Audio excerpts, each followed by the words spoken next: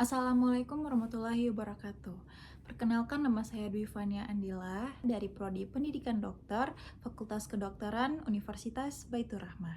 Pada kesempatan ini, saya akan mempresentasikan poster ilmiah yang berjudul Analisis Rasio Trigliserida terhadap HDLC sebagai indikator risiko aterosklerosis pada pasien diabetes mellitus tipe 2, literatur review.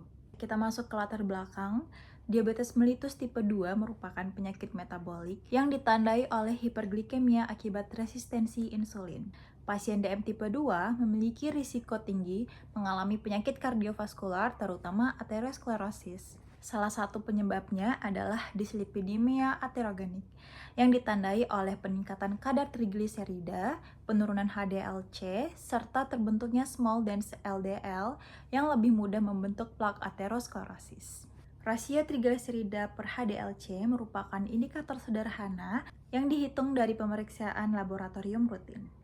Beberapa penelitian menunjukkan bahwa rasio ini dapat menggambarkan risiko aterosklerosis dan kejadian kardiovaskular pada pasien DM tipe 2. Jadi, tujuan literatur review ini adalah menganalisis hubungan rasio trigliserida per HDLC dengan risiko aterosklerosis pada pasien diabetes mellitus tipe 2 serta menjelaskan mekanisme biologis yang mendasarinya. Penelitian ini menggunakan metode literatur review, artikel diperoleh dari database PubMed, Scopus, ScienceDirect, dan Google Scholar.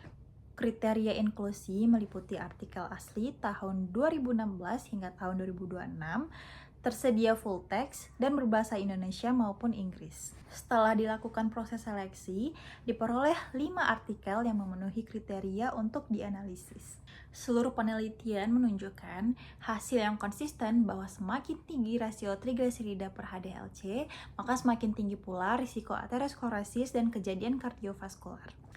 Rasio trigliserida per HDLC juga berhubungan dengan resistensi insulin, luas plak aterosklerosis, serta mampu memprediksi kejadian kardiovaskular jangka panjang. Salah satu penelitian oleh Pochanas di tahun 2025 melaporkan nilai cut-off optimal sebesar 2,52, nilai di atas 2,52 menunjukkan risiko kardiovaskular yang lebih tinggi dibandingkan nilai di bawahnya. Mekanismenya dimulai dari peningkatan rasio trigliserida per HDLC yang mencerminkan adanya resistensi insulin. Resistensi insulin meningkatkan pelepasan asam lemak bebas ke hati sehingga produksi VLDL meningkat. VLDL yang tinggi menyebabkan terbentuknya small dense LDL.